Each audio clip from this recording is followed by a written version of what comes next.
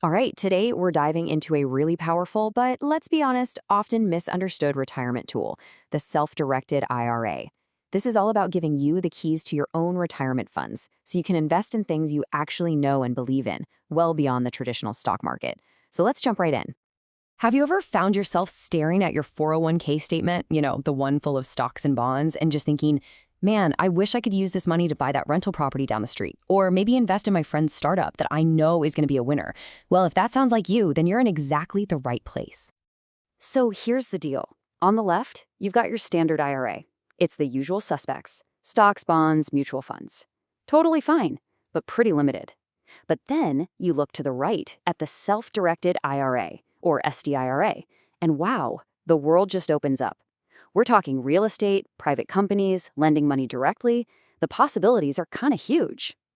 Okay, let's just bust a huge myth right now, right off the bat. A lot of people think SDIRAs are some sort of exclusive club for the super rich.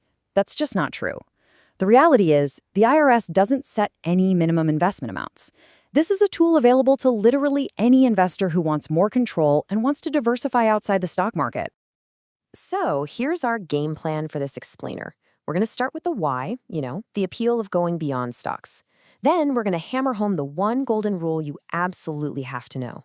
From there, we'll get into the nitty-gritty, the red flags, the people you can't do business with, the scary cost of mistakes, and we'll wrap it all up with a handy cheat sheet to keep you safe. All right, first up, let's go beyond the stock market and really look at the allure of having more control and true diversification. So why even bother with this? Well, it boils down to three big things. First, real diversification. I mean, assets like real estate that aren't going to crash just because the stock market has a bad day. Second, it's all about control. You get to call the shots, investing in things you actually understand. And third, flexibility. You can get creative with how you structure deals, something you just can't do with a mutual fund. Okay, I need you to lean in for this next part because it is the most important concept of all. It's called the exclusive benefit rule. If you get this one rule, you'll dodge almost all of the major traps. So here's the official definition. Your IRA must be for the exclusive benefit of the retirement account. What that really means is you, the owner, cannot get any immediate personal benefit. You have to think of your IRA as a completely different person. Its money is not your money. Its property is not your property, at least not yet.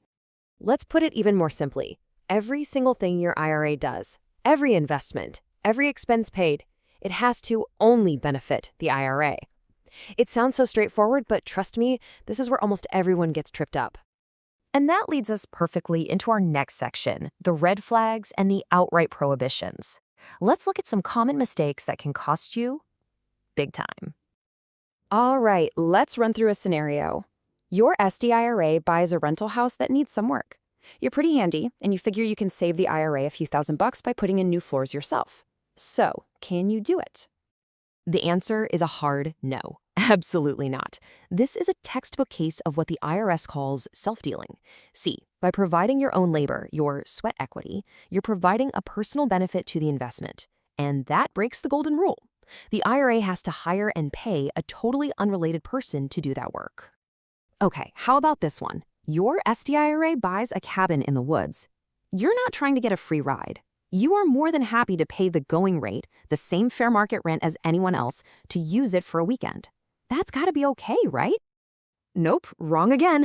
This is also a huge no-no. The government's stance is crystal clear. Any personal use, even for one night, is considered a personal benefit.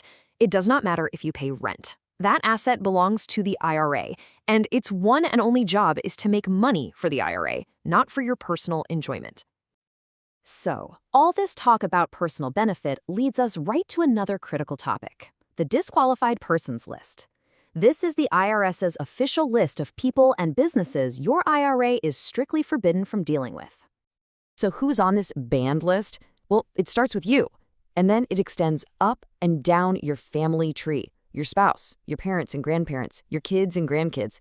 It also includes people in a position of trust, like your financial advisor. So what does this mean? It means your IRA can't buy a property from your daughter or lend money to your father, period.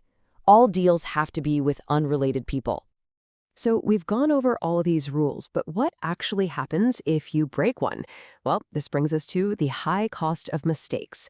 Let's be very clear about what is at stake here. And I cannot stress this enough. We're not talking about a little slap on the wrist. The consequences are severe. They can be financially catastrophic for your retirement. One bad move can wipe out decades of careful saving. Here's how it goes down. The IRS doesn't just penalize that one bad transaction, they can invalidate your entire IRA. That means the full value of your account is treated as if you cashed it all out on January 1st of that year. You're going to owe income tax on the whole thing, plus a possible 10% early withdrawal penalty. And that special tax exempt status? It's gone forever. And believe it or not, it can get worse. In some cases, if the mistake isn't corrected on time, the IRS can slap on an additional tax of 100% of the money involved in the deal. 100%. They are absolutely serious about enforcing these rules. Okay, I know that was all pretty heavy, so let's take a breath and boil it down to a simple, actionable summary. This is your SDIRA cheat sheet, all the key takeaways you need to stay safe. This is the one to screenshot. On the dose side, always keep transactions at arm's length. Make sure the IRA pays all of its own bills from its own bank account. Hire unrelated third parties for any work you need done. And please, if you're even a little bit unsure, consult a professional. On the don't side, no self-dealing, no sweat equity. Don't ever personally guarantee a loan for your IRA. Don't let your family or any disqualified person use IRA assets. And never, ever pay for an IRA expense out of your own pocket. Look, there's no question about it. A self-directed IRA is an incredibly powerful tool. It really gives you the freedom to build a diversified portfolio that you control. The whole key is just to respect the rules. If you use it wisely, it can do amazing things for your future. So, we'll leave you with this question to think about. Now that you know the rules of the road, the potential and the pitfalls, a whole new world of investment possibilities has just opened up. So, what alternative asset are you going to explore first?